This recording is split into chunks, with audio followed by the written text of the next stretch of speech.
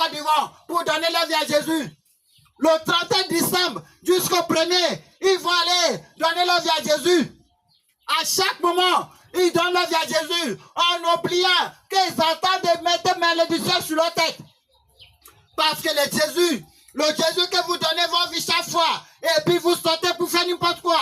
Et le Jésus là a sacrifié sa vie, a versé son sang pour vous. Vous attendez de traîner son nom à terre. Vous-même, vous n'accepterez pas que quelqu'un traîne le nom de vos papas à terre. Vous n'accepterez pas, malgré que vous êtes méchant, malgré que la méchanceté habite en vous. Vous n'accepterez jamais qu'on traîne le nom de vos papas à terre. Mais vous traînez le nom d'un monsieur qui a sacrifié sa vie sans vous connaître. Chaque dimanche, vous donnez vos vies à Jésus. Chaque 1er janvier, vous donnez vos vies à Jésus. Maintenant, ça fait partie de votre quotidien. Ça fait partie de vos vies. N'importe l'église qu'on vous invite, dès que le pasteur prêche, vous allez donner vos vies à Jésus. Et puis, vous êtes content. Parce que là-bas, peut-être ils vont dire, on va prier pour vous spécial. Là-bas, ils vont vous donner coca. Vous allez prendre encore coca. Vous prenez coca partout. Parce que quand on donne la vie à Jésus, on nous dit on est spécial. On dit, Dieu vous renouvelez. Venez encore. Si vous avez, nous allons faire le relèvement de votre vie. C'est faux. Dès que c'est fait une fois, ça ne se fait plus.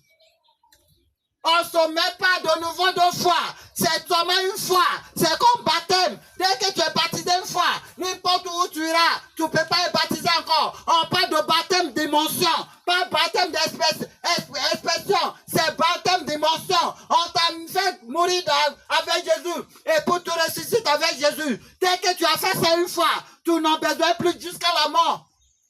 Mais les chrétiens, chaque fois, ils foutent le nom de Jésus au sol.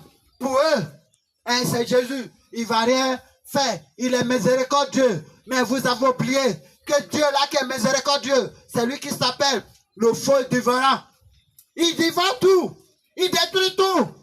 Dès que sa colère est déclenchée, personne. C'est pour cela la Bible dit, comment c'est méchant de tomber dans la main de Dieu.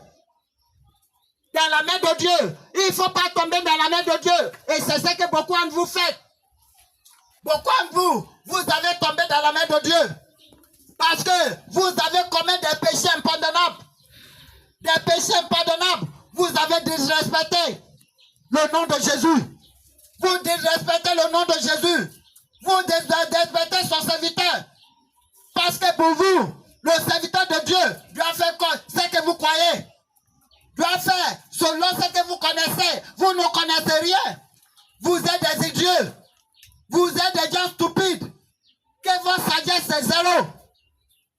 Vous avez commis des péchés impardonnables. Parce qu'il y a des péchés qui sont impardonnables. Le livre de Jean, 1 Jean, chapitre 5, verset 16. Si quelqu'un voit son frère commettre un péché qui le ne mène pas à la mort, qui prie et Dieu donnera la vie à son frère.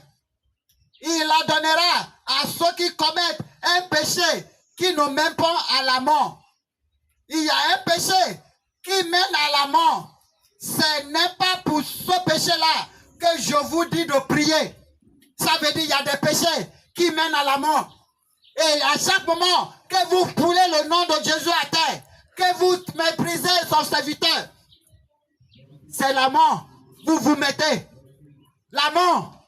La mort. Le 17 dit, toute iniquité est un péché.